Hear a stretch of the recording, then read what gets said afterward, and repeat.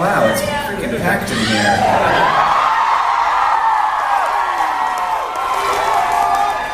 I'm just here to start introducing the show. I'm not going to do anything except talk for like 13 seconds. When I decided that I wanted to do another album and I wanted it to be a little more complicated than my previous work, I got in touch with a bunch of my favorite musicians on YouTube, and a few of them decided that they wanted to help out. And I'm just really, really lucky, very fortunate that they wanted to. And our first performer is one of those people who decided to come to Missoula and help me record my album. He is an amazing drummer. He will be playing in 3 of the 5 acts tonight, so he has had a somewhat difficult few weeks. The back-to-back shows, I don't know how he does it, but he eats lots of food, I can tell you that. But he is also an amazing guitarist, and he is now going to come on stage and play for you some really beautiful stuff. If you like it, he has CDs for sale, and shirts as well. And he would very much appreciate it if you bought them, and I think you would probably feel like it was a good investment too, because it's a nice chill thing to have in your car when you're driving home from Salt Lake City, wherever you live. I'm sure some of you drove long distances. Thank you for doing that. Without further ado, ladies and gentlemen, from Chicago, Illinois, this is Rob Scallon.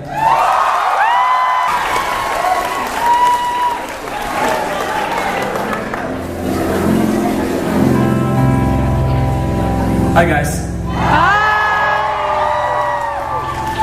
My name's Rob Scallon. I play guitar for the internet. A lot of internet fans in the room. Well, I'm going to start with a little story. Not too long ago, one of my subscribers on YouTube messaged me. They said, "Hey, you should get an 8-string guitar." And I thought, 8 strings instead of 6, that sounds really confusing. So I bought one. So you know how when you're driving down the highway and there's a semi-truck and you go like this and then they go wham wham sometimes? They don't really do that anymore, but they used to. I just had an idea that if I did this, like, you guys would make a truck noise.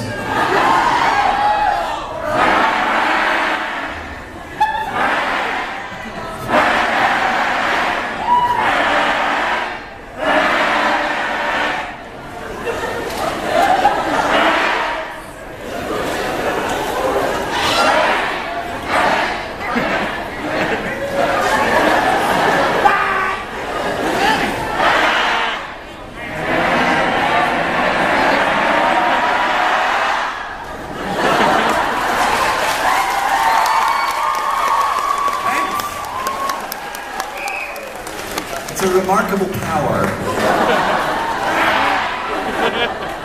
All right, everybody. Thank goodness for these guys, because otherwise I would not be on this tour.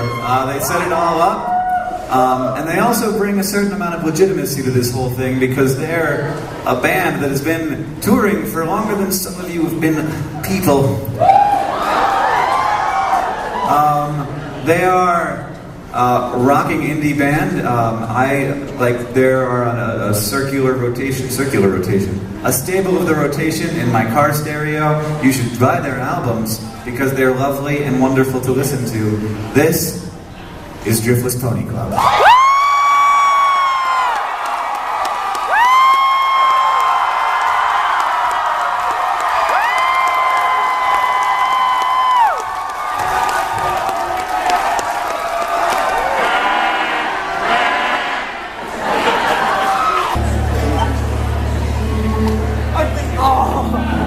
Do you guys know where the vocal mic for over here went?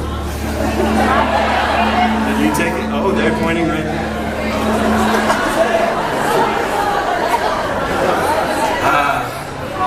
Harry... Wait, was he Harry 4 or Harry 7? Harry 4. He just takes things and puts them places.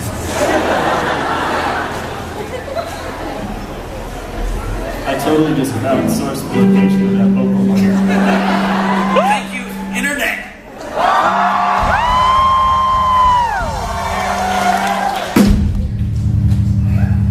We did that every single show. That was rehearsed. Sam finding the vocal mic. I crowdsourced the vocal. No, that was the first time.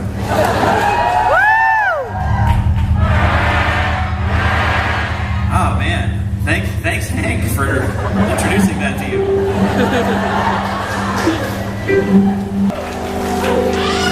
Ow! Are you hurt? You keep saying ow. Are you okay? Be warned, I may pass out due to the altitude here. We're from Illinois. I saw an anthill once, and that's the highest elevation I've seen. Apparently we have a good ant problem. You're talking about the stage height, right? Yeah, the stage height as well. Only. The world's the same height all the way around. Sam, we need to talk after the show. Alright, on three, everyone say ouch. Are you guys okay? What's going on? I mean, not because you said ouch, I mean because you're listening to Sam. Just kidding. Love you.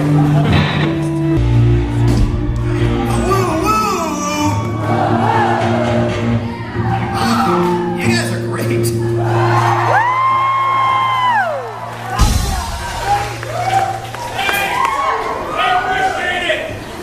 Good.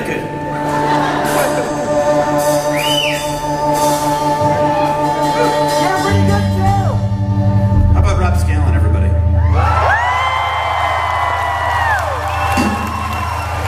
We saw how good at guitar he was, and we were like, that guy's got something. Let's put him in our band and make him play drums.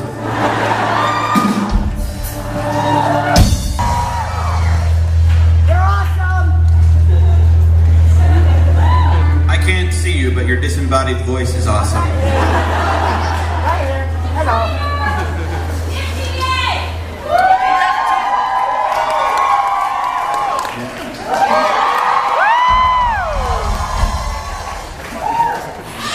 So there's this police officer and he's riding around town.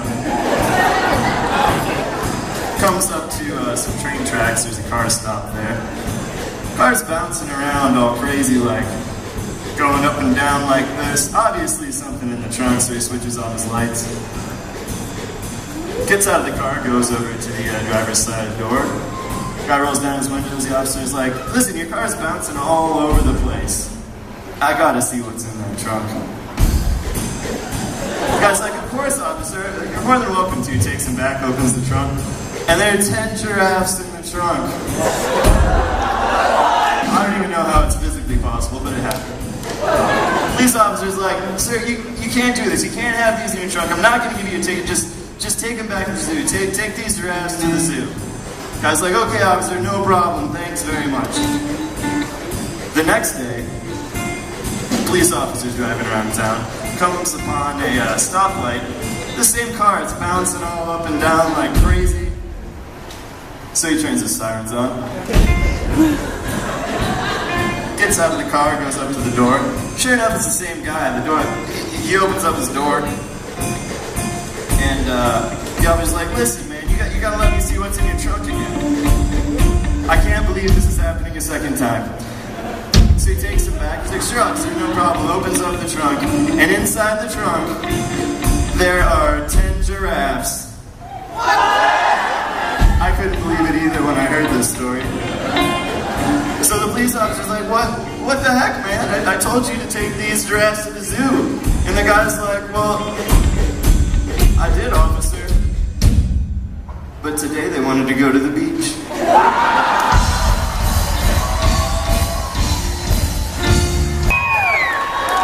That's good. I always feel that it's just the confetti is so great. It's so nice to have confetti. Just those two, though. Thanks for making me feel special, Joe. I feel a little more special every time you, just get it on me. Hi, everybody. How's it going? So I'm Hank.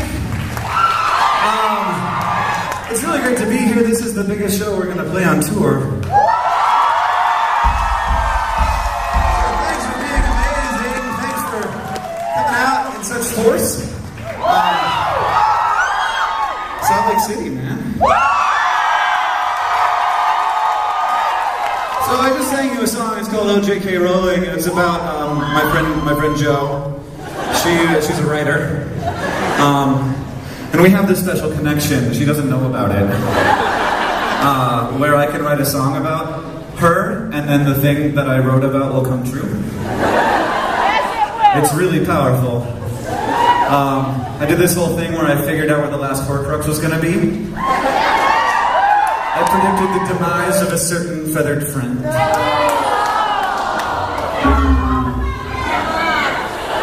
She's still alive, Hank Green.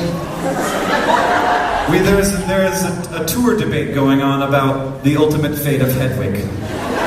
If you would like to know about Paul DeGeorge's opinions on the subject, there's a zine for sale at the merch stand. I'm not kidding. It's called Hedwig Lives. I think it costs $2 and it's worth every penny. Yeah, but I also, that's not...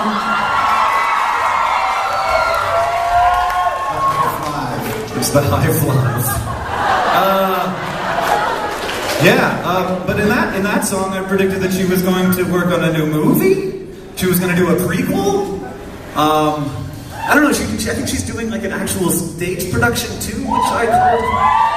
And the day after I released that song, where I was like, "What have you been doing for all this time?" It was released that she, in fact, was Robert Galbraith and had been writing a book that had been out for a number of months already.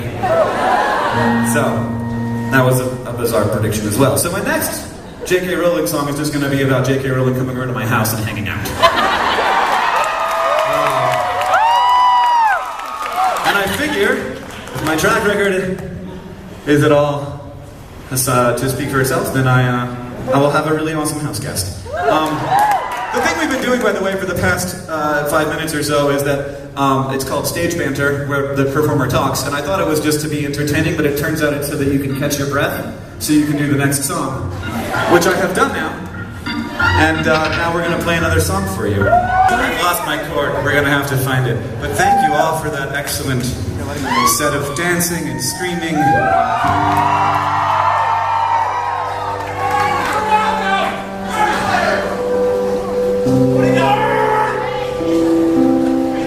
I kind of like how these shows have become kind of a competition in who can wear the nerdiest t-shirt.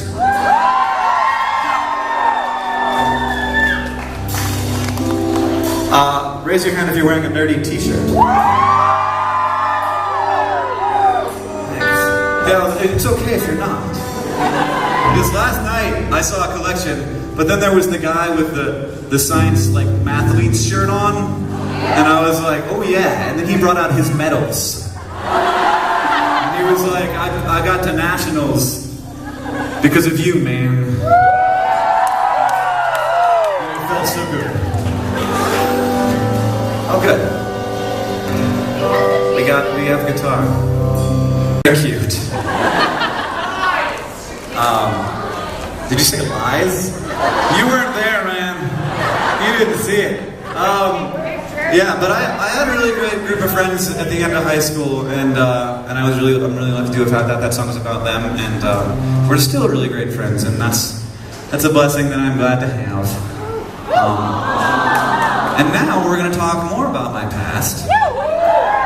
This is about this was significantly before high school. This was back in the 1860s when I was a pheasant plucker.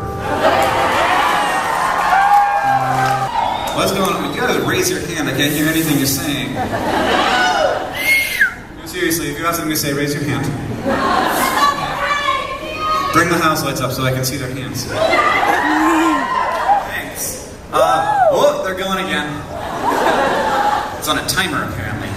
Here in the middle. You're an inspiration, Hank. Thanks. In the red shirt. You love life right now. That's a good thing to feel. All right, Mr. I'm being held up by my friend. I have a book for you. You have a book for me? Yes. Throw it at me. I mean, I could have gone a lot worse. I'll be right back. I have to go get a book.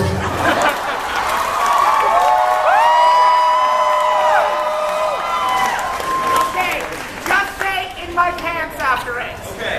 It's an in my pants joke. That's an old Vlogbrothers callback. It's called winking, blinking, wiggling, and waggling in your pants.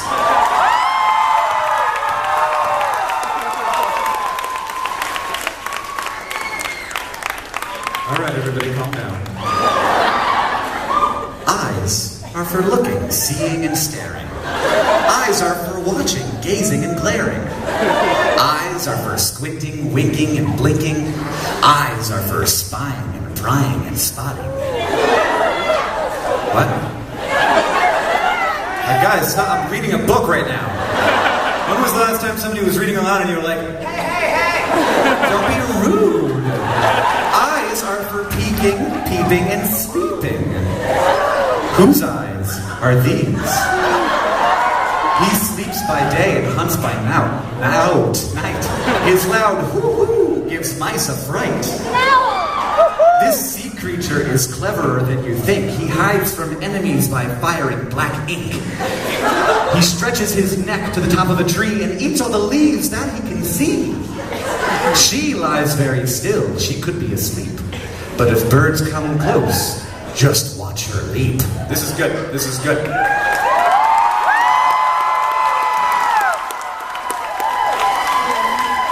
I was thinking about doing the whole book and just like not doing anything else for the show.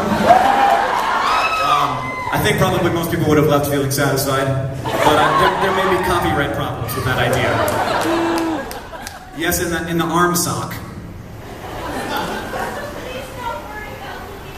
She told me to not worry about looking cool. Hey, you guys, don't worry about looking cool. Okay, I'm gonna play a song now. This was an excellent experiment, though. It was dangerous, I feel like, but it went well. So my brother's an author. He wrote this book called The Fault in Our Stars. And I wrote a song when it came out from the perspective of the protagonist, Hazel. And she's a 16-year-old girl, so just imagine. This is Joe to George! Keyboards and saxophone, this is Andrew Wong. Drums and guitar, this is Paul to George. Bass, that's all you do, right? Everybody else does like multiple things. That's all he does. Also Harry Potter. And this is Rob Scallon, drums and guitar.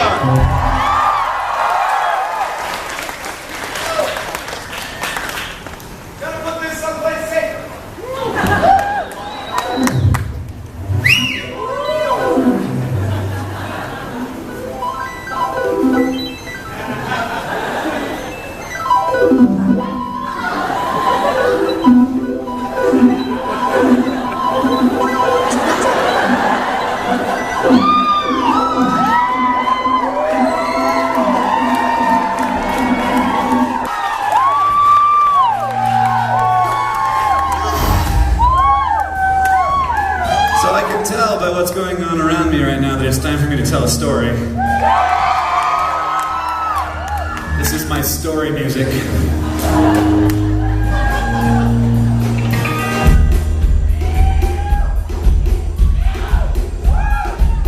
I like my story music. Why don't I just leave and you guys can play music? Or I'll tell my story. In the deep sea there is a fish.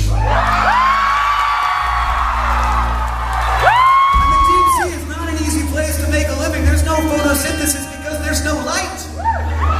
The only source of nutrients is dead things floating down from below.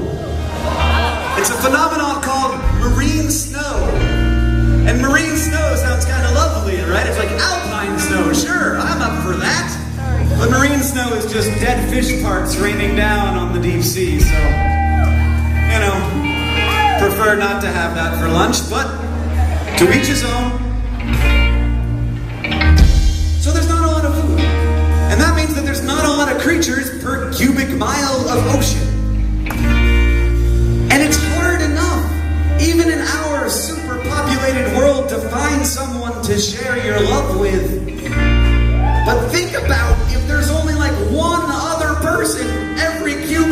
well, what are you gonna do? And then you meet them and you're like, yeah, no, not really. The deep sea anglerfish cannot be so picky.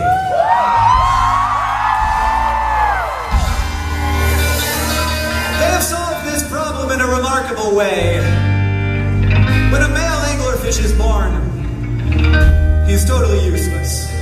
He is completely incapable of surviving on his own. The only thing he can do is sniff with his nose, and swim with his tail, and bite with his mouth, and ejaculate with his testicles. That's the whole thing. Now, his goal in life, since he cannot survive on his own, is to find a female anglerfish. And if he does find her, he bites her.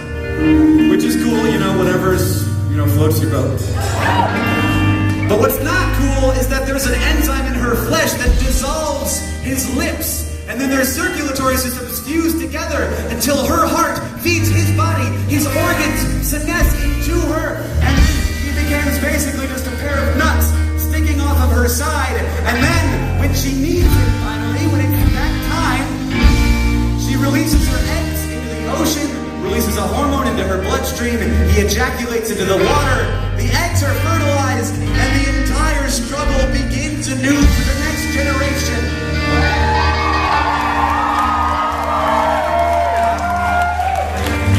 And I thought that story was so beautiful that I had to write a song about it.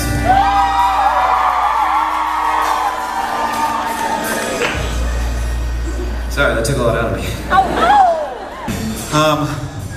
It's about being scared. It happened one day at VidCon 2012. I had to MC the entire stage of VidCon. It was terrifying me. Because MCing is like, you know, the worst part of performing is that moment right before you go on stage when you have to pee 30,000 different times. And that, like, MCing is just that for an hour and a half straight because you're about to go on stage always. And then you're there for like 13 seconds and you're like, oh god, I have to pee. That's the whole thing. And Andrew was there too. He was about to go perform with Hannah Hart. Show me where your knob's at. So Hannah and I were talking. We were both feeling pretty stressed out. And so when you're stressed out with a friend, the good thing to do is to hug them. And so we hugged. And it was a nice hug and I felt better after the hug. But then it was like I need more hug. So we hugged again. And that time we made a little noise while we hugged, which you do sometimes when it's a really good hug.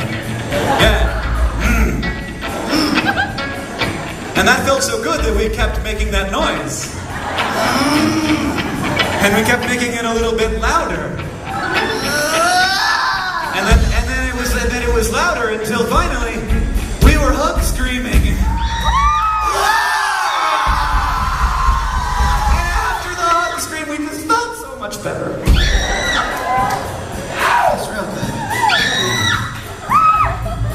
And being terrified is a real thing. And I'm really glad that I'm not so stuck that I can do this thing.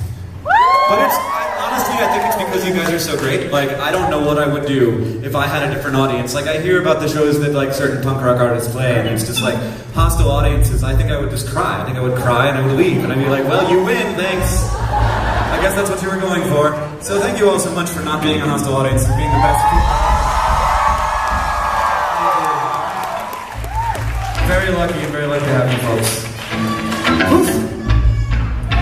Oh. So we're gonna sing that song. Andrew and I wrote it together over the course of 2 years after that happened. We're slow collaborators. I feel like I had like lassoed my camera. So I'm gonna put this back here. Oh yeah. So let's play a song. Let's do that. Do you love them? I think I might love them. Hey, Green, what else do you love? I love my dog. Anything else? Is that all? I love other things. I love Harry Potter.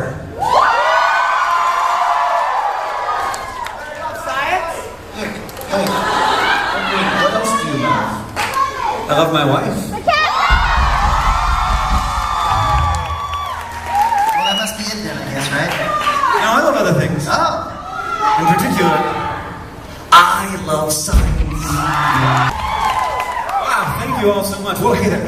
What's up, Joe?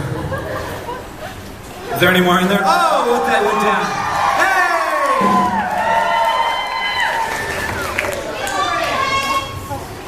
I think it's done.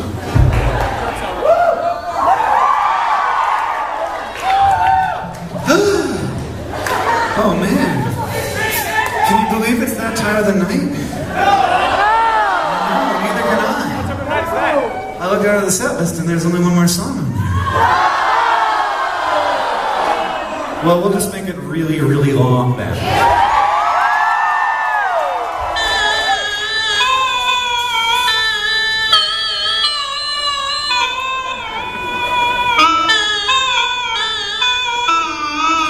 Joe to George, lead troll! Andrew broke another string. Yeah. Do you want me to tighten it up a little bit for you?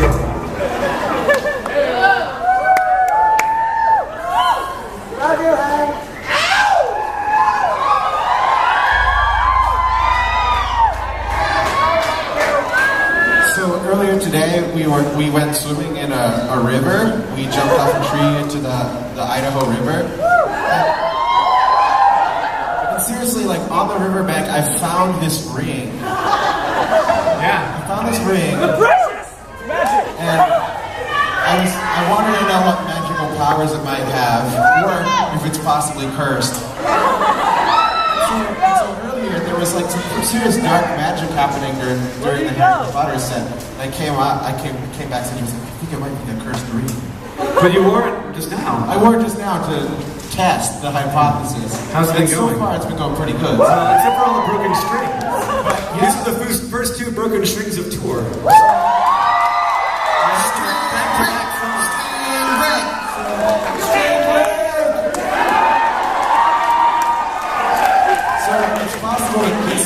This ring causes hardship for the guitar player. Yeah. Can we also talk about, though, that Joe found a rock that someone had just written Crab Shack on? S-H-A-K. And we're wondering if it's a restaurant or a band. It sounds kind of like a band. I think of it as like a really cool underground promo. It's just a rock with sharp Crab Shack and Sharpie on it. And you're like, well, I should see that band. Do you guys know Crab Shack? Have you seen them in concert? Yeah, a couple people have. Awesome. Yeah, they're super indie. Way underground. You have to see a rock on a riverbank in order to find out where they're playing.